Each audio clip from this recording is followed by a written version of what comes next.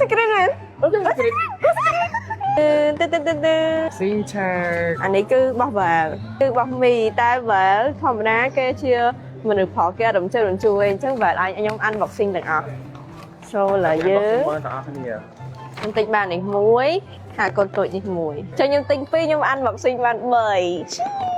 ខេឥឡូវខ្ញុំមុនចង់បានអានេះគាត់ បើអញ ឆ្ក វិញ ល់ អញគិតថាបានអាពណ៌បៃតងនេះ ជួយយាយកញ្ចក់យាយកុំមើលកាត់តុកសិនអឺថងគេខ្ជឿនមក អឺឡើងលយ គេវ៉ាបមើលផ្នែកអមណាសិនបើអឺ អឺស្វាខតន្ទីអូ ឡាញហឹបស្លាយពណ៌ហ្នឹង អឺកាឈូក Grab Flavor ឈ្មោះគេអីគេឈ្មោះ Grab Flavor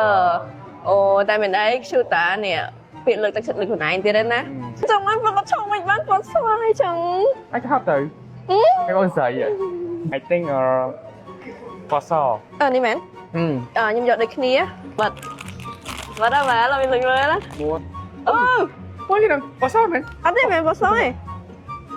nè baby record chọc vào đòi sàn ដាច់ខ្ជូតាមានអីបានដូចចិត្តយើងមិនទៅចង់ដូចចិត្តខ្ជូដែរ có bị anh I want មានណា có sò được nè có sò các bạn có sò các bạn này vì rằng អូខេមានបោះសដែរព្រោះបោះសស្អាតជាងគេ ai kể ខ្វាប់ខ្វោប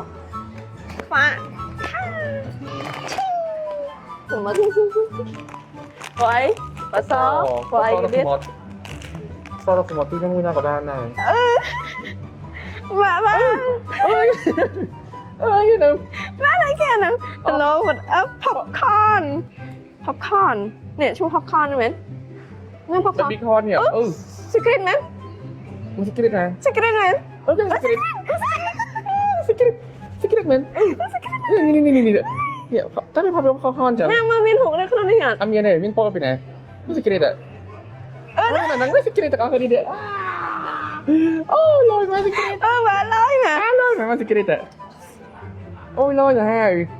What the fuck ព្រោះអត់មានក្នុងនេះទេអត់មានពី popcorn ទេវ៉ាវ secret ទាំងអស់គ្នារបស់ខ្ញុំម៉ែខ្ញុំដាក់តាមឈ្មោះមកទៅ ណារបបដាក់តាវ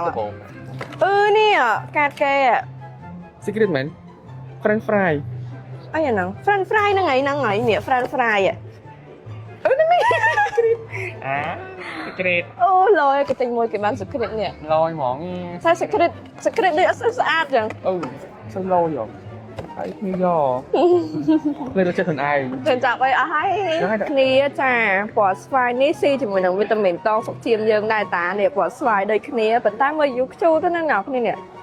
ខ្ជូលមែនតើហ្មងចាឥឡូវនេះគឺខ្ញុំមកញ៉ាំជាមួយនឹងវីតាមីនតសុខជាតិផ្លែសារ៉ា2គ្រាប់នេះអ្នកគ្នានេះញ៉ាំ2គ្រាប់ហ្នឹងណាខ្ញុំមានទឹកទេចាប់មេឈីបាន